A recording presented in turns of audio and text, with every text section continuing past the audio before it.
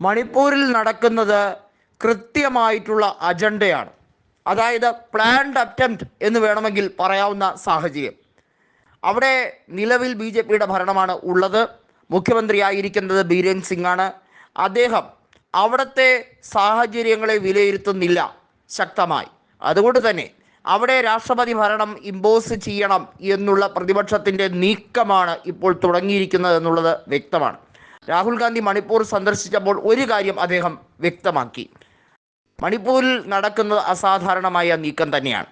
അവിടുത്തെ സർക്കാർ ജനങ്ങളോട് പ്രതിബദ്ധത കാണിക്കുന്നില്ല. ഒരു കാരണവശാലും ഇങ്ങനെയൊരു സർക്കാരിനെ ജനങ്ങൾ അംഗീകരിക്കില്ല.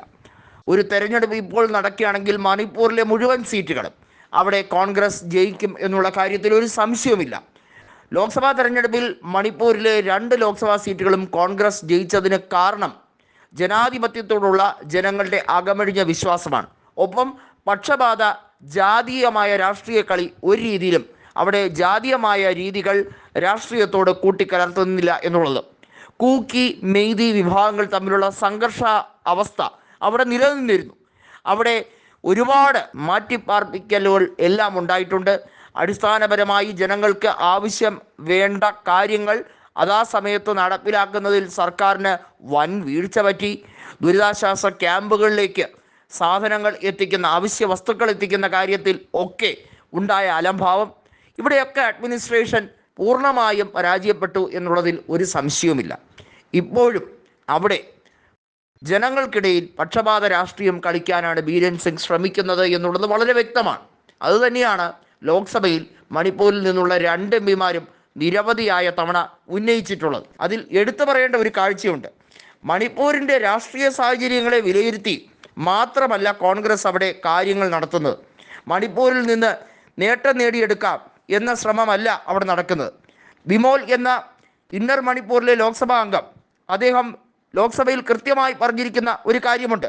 ഇവിടെ ജനാധിപത്യ ധ്വംസനം മാത്രമല്ല നടക്കുന്നത്. മണിപ്പൂരിലെ സംഘർഷാവസ്ഥയിൽ നിന്നും അവിടുത്തെ പ്രശ്നക്കാരെ, അവിടെ കലാപ സാഹചര്യങ്ങളിലേക്ക് വരുന്നവരെ, അതിൻ്റെ ഉത്തരവാദികളായവരെ പിടികൂടുന്നതിന് പകരമായി അവിടെ പക്ഷപാത രാഷ്ട്രീയം കളിച്ചാൽ സ്വാഭാവികമായും കൂടുതൽ സംഘർഷാത്മകതയിലേക്ക് പോവുകയാണ് ചെയ്യുന്നത്.